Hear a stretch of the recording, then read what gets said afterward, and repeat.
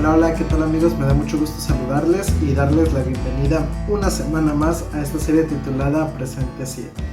Doy gracias a Dios porque pues hemos concluido una lección más, ya la lección número 7, y la verdad que ese es un motivo de gratitud a Dios porque pues seguimos avanzando en el estudio del libro de Marcos, y también te agradezco muchísimo que pues decidas ver este comentario, y ojalá que realmente sea de mucho aprendizaje, de mucho conocimiento, y que te ayude a comprender un poco más el estudio de la lección y también, por supuesto, el mensaje que Dios tiene para nuestra vida. Y mira, antes de comenzar con la lección de esta semana, me gustaría invitarte, por supuesto, a que te suscribas a este canal.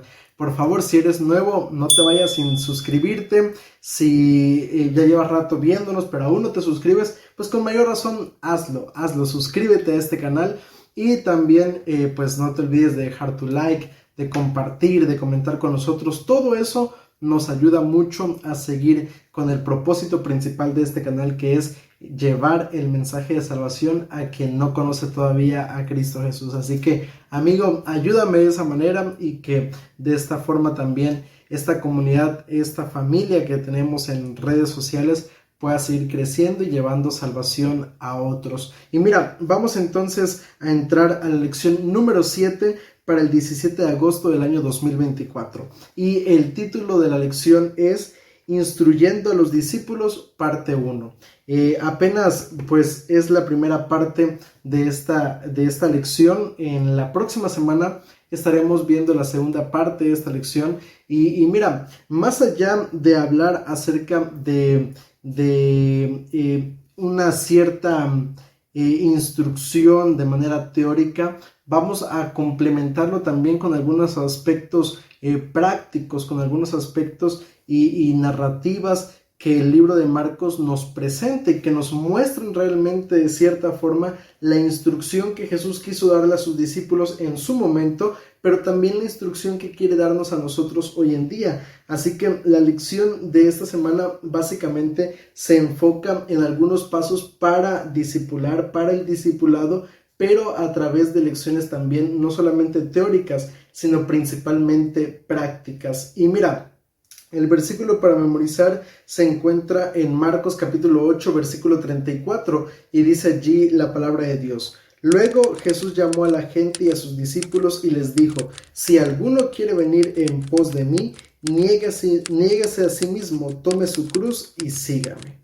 Un llamado que de hecho lo vamos a ver en el transcurso de la lección, lo vamos a ir analizando.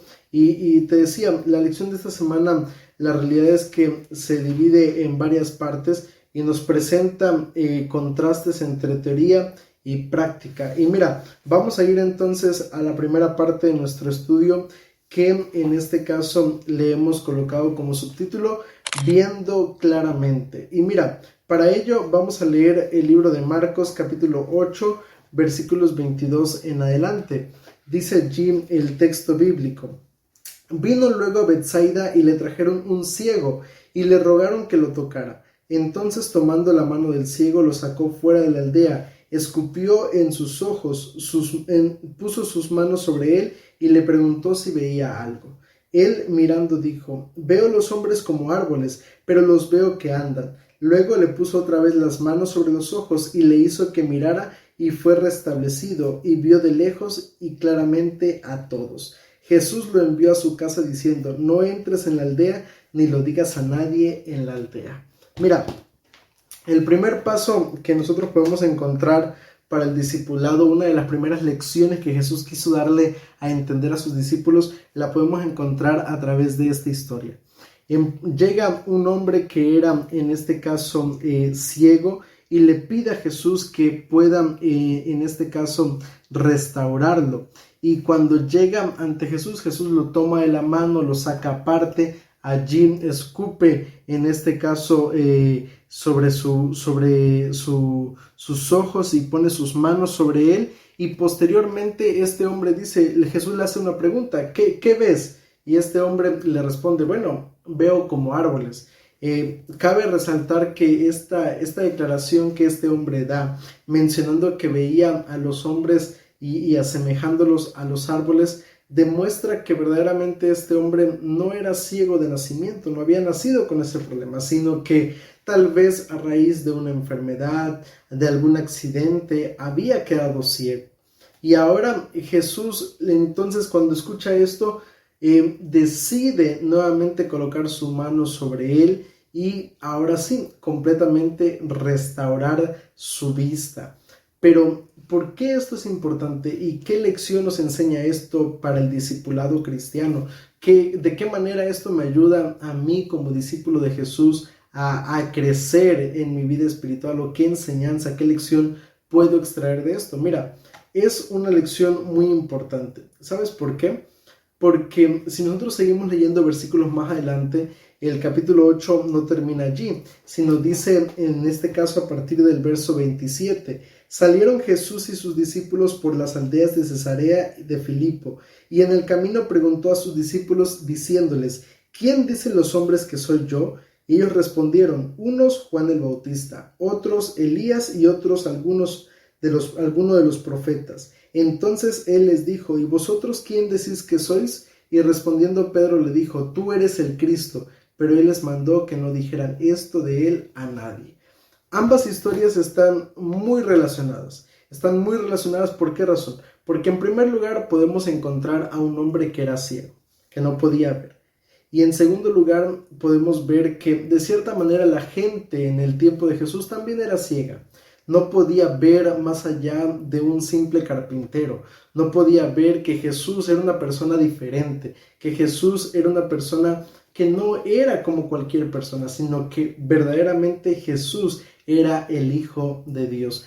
Marcos trata de presentarnos este aspecto. Marcos trata de mostrarnos que verdaderamente la persona que estaba delante de ellos y la persona que él intenta presentarnos no es otra más que el Hijo de Dios. Y por eso están muy relacionadas, porque así como Jesús le devuelve la vista a estos hombres, a este hombre, de manera gradual, que tiene que incluso volver a tocarlo nuevamente para que sus ojos sean abiertos, de igual manera lo hace con sus discípulos, de igual forma lo hace con la gente de su época y lo sigue haciendo hoy en día con cada uno de nosotros, para que nosotros como cristianos podamos ver más allá de simplemente ciertas normas, ciertas reglas de lo que implica seguir a Jesús. Muchas veces es necesario que el Señor vuelva a tocar nuestra vida, vuelva a tocar nuestros ojos, para que verdaderamente nuestros ojos puedan ser abiertos ante lo que Jesús quiere mostrarnos acerca de Él. Por eso es que esta historia está profundamente ligada la una con la otra, porque en el caso de Pedro sus ojos fueron abiertos y se le presentó a través del Espíritu Santo, en este caso, que la persona que estaba delante de él no era un profeta más, no era la reencarnación de Elías, no era en este caso Jeremías, no era ningún otro profeta, sino era precisamente el Hijo de Dios.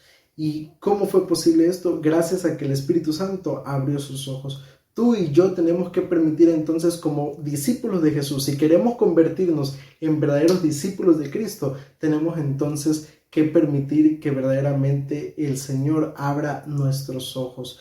Y creo que esa al menos es el primer paso. Es el primer paso para el discipulado, el hecho de permitir que Jesús abra verdaderamente nuestros ojos. Ahora vamos a ir a la segunda parte de nuestro estudio, que lleva como subtítulo el costo del discipulado. Y mira, aquí se nos plantea o podríamos plantear una pregunta. ¿Cuánto cuesta realmente seguir a Jesús? ¿Será que hay algún pago que tenemos que dar para seguir a Jesús? ¿Hay alguna membresía a la cual debemos suscribirnos? ¿O cuánto es lo que cuesta por ser verdaderos discípulos de Jesús? Tal vez alguno de nosotros esté pensando que para seguir a Jesús hay que pagar una colegiatura, pero la realidad es que es todo lo contrario. No tenemos nada que pagar hablando monetariamente o hablando de algún valor agregado que podamos darle al hecho de convertirnos en discípulos de Jesús, sino el pago, el costo de lo que tenemos que hacer por seguir a Jesús va más allá de cualquier cosa material. Y mira, vamos a retomar Marcos capítulo 8, versículos 31 en adelante. Recordemos que en la primera parte de nuestro estudio veíamos a Pedro reconociendo que Jesús era el Mesías. mencionando que en este caso Jesús era el Hijo de Dios. Sin embargo, en los siguientes versículos cambia la perspectiva de Pedro. ¿Y por qué? Mira lo que dice allí el texto bíblico, versículo 31. Comenzó a enseñarles que le era necesario al Hijo del Hombre padecer mucho y ser desechado por los ancianos, por los principales sacerdotes y por los escribas, ser muerto y resucitar después de 3 días. Esto les decía claramente. Entonces Pedro lo tomó aparte y comenzó a reconvenirlo, pero él, volviéndose y mirando a los discípulos, reprendió a Pedro diciéndole: quítate de delante de mí, Satanás, porque no pones la mira en las cosas de Dios, sino en la de los hombres. Mira, qué duras palabras de parte de Jesús. Palabras no solamente duras, sino principalmente muy directas de parte de Jesús. En primer lugar, lo que te decía, vemos a Pedro con sus ojos abiertos, aunque de manera tal vez parcial, y reconociendo que Jesús era el Mesías, el Hijo de Dios. Pero más adelante, cuando Jesús le empieza a hablar a sus discípulos acerca de que iba a morir, de que iba a ser crucificado, de que en este caso iba a ser atacado, perseguido por los escribas, por los fariseos, entonces en ese momento Pedro empieza a decirle a Jesús que no vale la pena morir. Si hay algo que podemos encontrar del trabajo de Satanás con el propósito de que el ser humano no pueda alcanzar la salvación, es cómo muchas veces el enemigo busca las maneras de interferir con el plan de la salvación.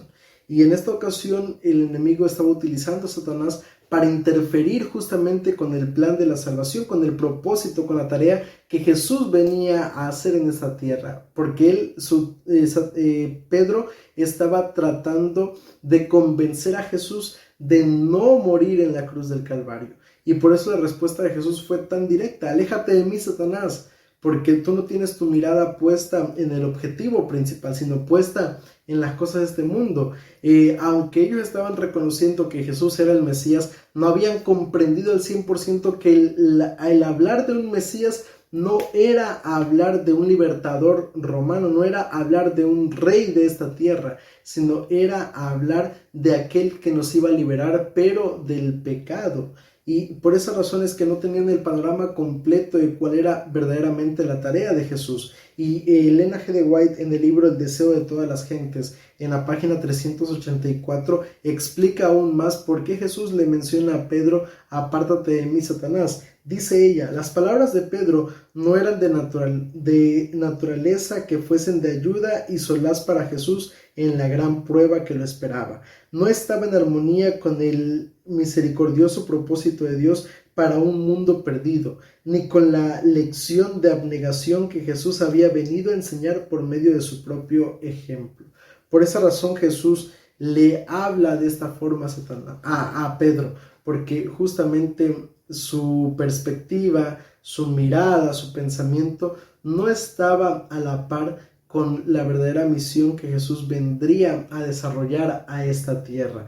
Y mira, es entonces cuando Jesús le dice a sus discípulos a partir del verso 34: si alguno quiere venir en pos de mí, niéguese a sí mismo, tome su cruz y sígame. Todo el que quiera salvar su vida la perderá, y todo el que pierda su vida por causa de mí y del Evangelio la salvará. Porque ¿de qué le aprovechará al hombre ganar todo el mundo si pierde su alma? ¿O qué recompensa dará el hombre por su alma?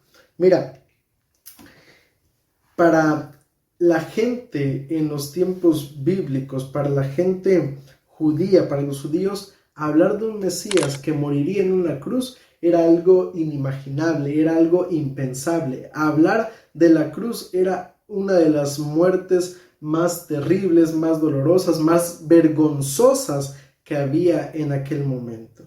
Sin embargo, y en la hora que Jesús dijera: bueno, si tú quieres ser mi discípulo, tienes que tomar tu cruz, eso realmente era algo difícil de comprender para los discípulos. Sin embargo, el mensaje principal de Jesús era justamente que sus discípulos tomaran aquella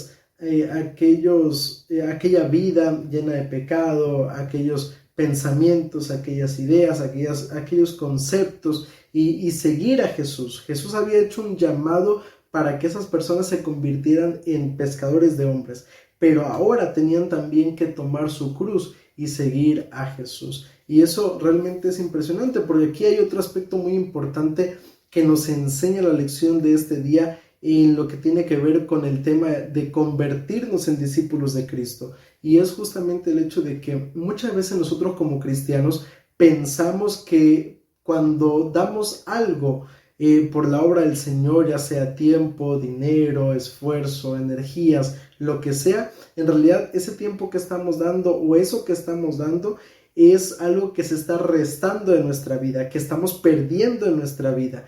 Pero para Jesús y para el concepto bíblico de las matemáticas bíblicas es todo lo contrario.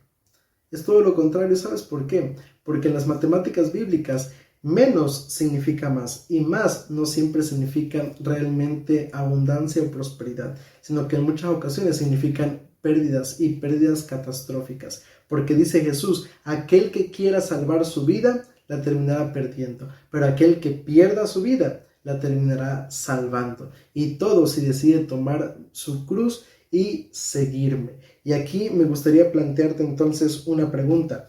¿Qué hemos dejado por seguir a Jesús?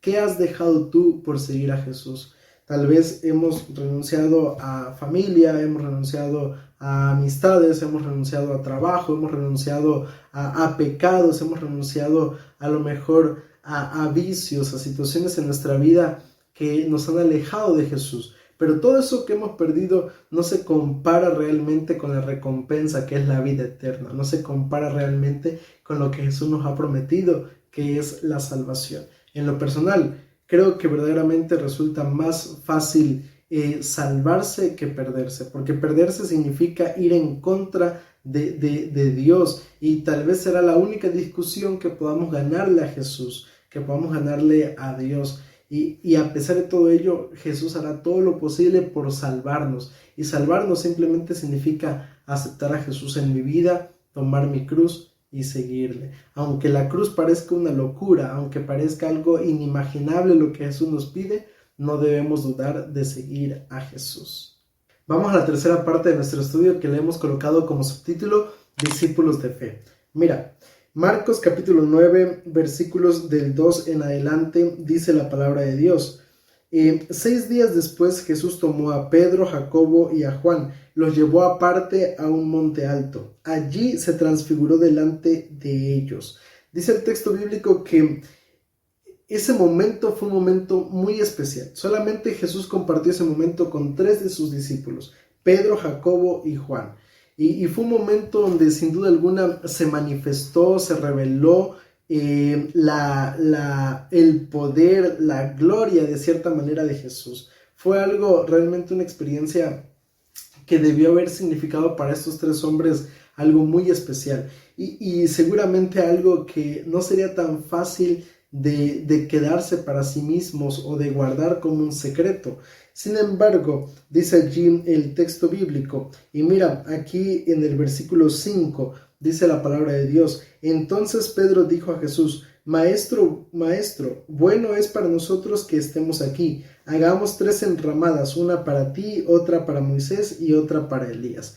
El libro de Marcos no nos revela cuál fue el tema de conversación que Jesús sostuvo con en este caso, Elías y Moisés, porque justamente el versículo 4 menciona que Elías y Moisés descendieron allí con Jesús para conversar con él, pero no se menciona cuál era el motivo, al menos hablando en el libro de Marcos. Sin embargo, en el libro de Lucas, en el capítulo 9, en los versículos 30 al 31, sí se nos especifica justamente el tema de conversación. Dice allí la palabra de nuestro Dios, Lucas capítulo 9, versículos 30 y 31. Y 2 varones hablaban con él, los cuales eran Moisés y Elías.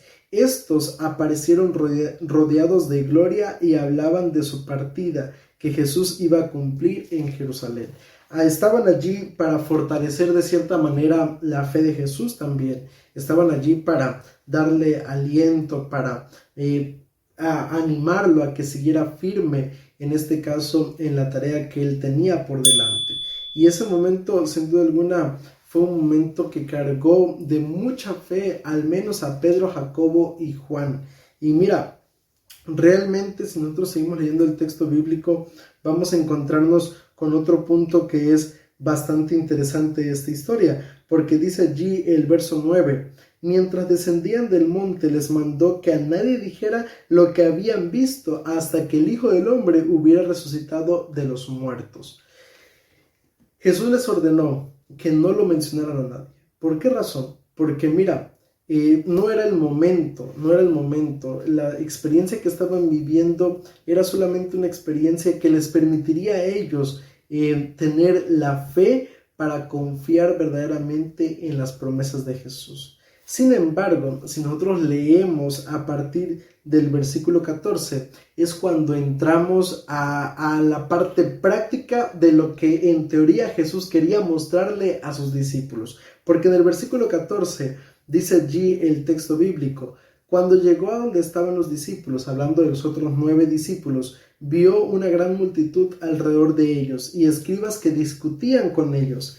Él enseguida toda la gente viéndolo se asombró y corriendo a él lo saludaron y les preguntó: ¿qué discutís con ellos? Respondiendo uno de la multitud dijo: Maestro, traje a ti a mi hijo que tiene un espíritu mudo, el cual donde quiera que lo toma lo sacude, echa espumas, cruje los dientes y se va secando. Dije a tus discípulos que lo echaran fuera, pero no pudieron. No pudieron echar en este caso aquel demonio de aquel joven que estaba siendo atormentado. Un joven que desde niño, dice el texto bíblico más adelante, que había sido atormentado, que el demonio incluso hacía lo posible por quitarle la vida, lo arrojaba en el agua, lo arrojaba en el fuego con el propósito de acabar con la vida de este joven. Y aquel padre había acudido a Jesús y a sus discípulos con el único propósito de que él pudiera verdaderamente ayudarlos. Sin embargo, los discípulos no pudieron hacer nada. ¿Por qué? ¿Por qué no pudieron hacer nada? Fue justamente la pregunta que los discípulos le hicieron a Jesús. Pero antes de llegar a esa pregunta, déjame leer contigo lo que ocurre a continuación cuando Jesús estaba a punto de liberar a este muchacho. Dice allí el texto bíblico, a partir del versículo 22, y muchas veces lo arroja al fuego o al agua para matarlo. Pero si puedes hacer algo, ten misericordia de nosotros y ayúdanos. Esa expresión, si puedes hacer algo, demostraba que aquel padre no estaba 100% convencido de lo que Jesús podía hacer. Pero ¿sabes por qué? Porque los discípulos le habían demostrado que verdaderamente o habían generado de cierta forma dudas en aquel padre. Si los discípulos que caminaban, que dormían, que comían, que incluso habían ya hecho milagros como estos, no habían sido capaces de liberar a aquel joven, tal vez Jesús tampoco podría hacerlo. Eso eran tal vez algunos de los pensamientos que rondaban la mente de aquel padre. Por eso es que aquel padre, cuando le hace la solicitud a Jesús, se la hizo, pero se la hizo con dudas. Y la respuesta de Jesús fue muy clara y contundente. Si puedes creer, al que cree todo le es posible. Y a mí lo que me encanta es la respuesta de aquel padre, porque aquel padre le dice a Jesús: creo, ayuda mi incredulidad. En pocas palabras, Señor, yo quiero creerte lo que tú me estás diciendo, yo quiero creer que tú tienes el poder para liberar a mi hijo. Ayuda a mi incredulidad. Y Jesús lo hizo. Jesús no le dijo: bueno, como no creíste, adelante, ahí te quedas. No, sino que Jesús verdaderamente responde a esta petición de aquel padre. Ayudó a su incredulidad respondiendo a la petición de liberación de su hijo. Y entonces mira lo que ocurre más abajo, a partir del versículo 28. Los discípulos ahora sí le presentan la pregunta a Jesús: ¿por qué nosotros no pudimos echarlo fuera? Y me gustaría responderte con lo que dice Mateo capítulo 17, versículos 20 y 21. Allí encontramos claramente la respuesta de Jesús. Mateo 17, versículos 20 y 21, dice allí la palabra de nuestro Dios: Por vuestra poca fe, de cierto os digo, que si tenéis fe como un grano de mostaza, diréis a este monte, pásate de aquí y allá, y se pasará, y nada os será imposible. Pero este género no sale sino con oración y ayuno. ¿Por qué razón los discípulos no pudieron liberar a aquel joven? La respuesta es muy clara, muy precisa y muy sencilla. Porque les faltaba fe. Les faltaba fe. Por eso Jesús, si algo que quería de sus discípulos, era que fueran discípulos, que fueran verdaderos cristianos llenos de fe. Y mira, esto es importante, porque la fe sería lo que ayudaría no solo a vencer a Satanás, sino principalmente sería lo que ayudaría a sus discípulos a confiar en las promesas de Jesús, en la promesa de que un día, así como murió, también resucitaría. Por eso es importante la fe. Por eso es que cada uno de nosotros, por lo menos, dice Jesús, debiéramos tener fe como un grano de mostaza. ¿Y qué tan grande es un grano de mostaza? Es algo verdaderamente minúsculo, pequeño. Pero si tuviéramos fe así, seríamos capaces de hacer grandes obras. Y esto nos lleva a una pregunta muy importante. ¿Por qué hoy en día la iglesia no es capaz de hacer grandes milagros? ¿Por qué hoy en día la iglesia ha dejado de hacer esos milagros que se hicieron en los tiempos bíblicos? Probablemente la respuesta sea la misma, por falta de fe. Y aquí también se nos plantea entonces otro interrogante. ¿En qué momento o en qué situaciones tal vez hemos tenido que decir como aquel padre: Señor, ayuda a mi incredulidad, ayúdame verdaderamente a confiar en ti? Tal vez cuando hemos pasado por algún problema de salud, cuando vemos que alguna situación dentro del hogar parece imposible de solucionar, cuando vemos que tal vez el trabajo, las situaciones laborales o económicas se están complicando, es allí cuando entonces tenemos que decir como aquel padre: Señor, yo quiero creer en ti, solamente ayúdame a confiar en ti, ayúdame a creer verdaderamente en ti. La cuarta parte de nuestro estudio lleva como subtítulo: ¿quién es el más grande? Es una pregunta.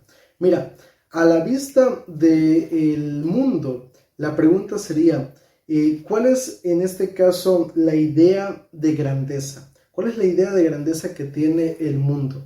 El mundo considera que una persona es grande, o que una persona se considera exitosa por el hecho de tener grandes riquezas, por el hecho de tener, en este caso, una casa bonita, un auto bonito, una familia bonita, o por el simple hecho de tener un buen trabajo. El ser humano muchas veces mide el éxito de esa manera, mide la grandeza de esa forma. Pero bíblicamente, ¿cuál es verdaderamente la definición de grandeza? ¿Cuál es la definición de grandeza hablando bíblicamente? Jesús se la quiso enseñar también a sus discípulos, y lo hizo a través de Marcos capítulo 9, versículos 33 en adelante. Dice allí el texto bíblico: llegó a Capernaum y cuando estuvo en casa les preguntó: ¿qué discutíais entre vosotros por el camino? Pero ellos callaron, porque por el camino habían discutido entre sí sobre quién había de ser el mayor. Entonces él se sentó, llamó a los 12 y les dijo: si alguno quiere ser el primero, será el último de todos y el servidor de todos. Y tomó a un niño, lo puso en medio de ellos, y tomándolo en sus brazos les dijo: el que reciba en mi nombre a un niño como este, me recibe a mí. Y el que a mí me recibe, no me recibe a mí, sino al que me envió. Dice allí muy claramente el texto bíblico. En cierta ocasión los discípulos también discutían acerca de esto: ¿quién va a ser el mayor? Pero Jesús les da una lección muy grande de humildad, y es una lección que cada uno de nosotros como discípulos de Jesús debemos asegurarnos de aprender en nuestra vida. Realmente, dice Jesús, el mayor, hablando desde el punto de vista bíblico, no es aquel que tiene la mejor casa, no es aquel que tiene el mejor trabajo, no es aquel que tiene tantas riquezas, sino el mayor es aquel que sirve. Y esto me recuerda a un pensamiento muy importante, muy grande, que en este caso aquel que no vive para servir, no sirve para vivir.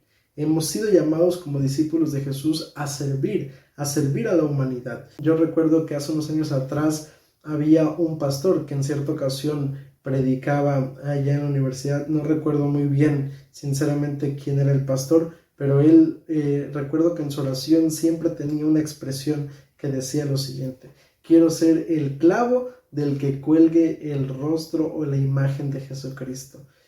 ¿Por qué el clavo? Porque el clavo es algo que no se ve, pero lo único que se puede ver es lo que sostiene, en este caso la imagen de Cristo. Yo quisiera eso en mi vida, y eso es lo que cada discípulo debe procurar en su vida, debe procurar ser apenas ese clavo del que cuelgue la imagen de Cristo.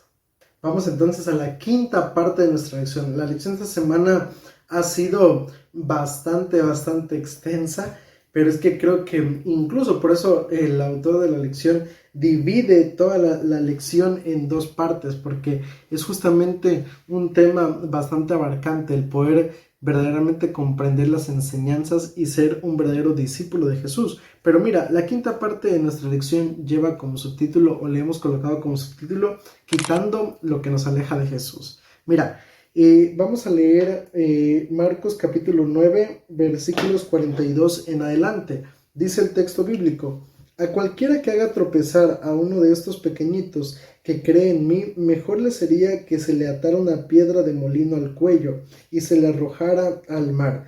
Si tu mano te es ocasión de caer, córtala, porque mejor es entrar en la vida manco que teniendo dos manos ir al infierno, al fuego que no puede ser apagado, donde el gusano de ellos no muere y el fuego nunca se apaga. Si tu pie te es ocasión de caer, córtalo, porque mejor te es entrar en la vida cojo que teniendo dos pies ser arrojado al infierno, al fuego que no puede ser apagado, donde el gusano de ellos no muere y el fuego nunca se apaga. Y si tu ojo te es ocasión de caer, sácalo, porque mejor te es entrar en el reino de Dios con un ojo que teniendo dos ojos ser arrojado al infierno, donde el gusano de ellos no muere y el fuego nunca se apaga. Todos serán salados con fuego, y todo sacrificio será salado con sal. Buena es la sal, pero si la sal se hace insípida, ¿con qué la sazonaréis? Tened sal en vosotros mismos, y vivid en paz los unos con los otros. Mira, Jesús utiliza un recurso literario llamado hipérbole, que es básicamente la exageración de algunos términos para enseñar alguna lección importante.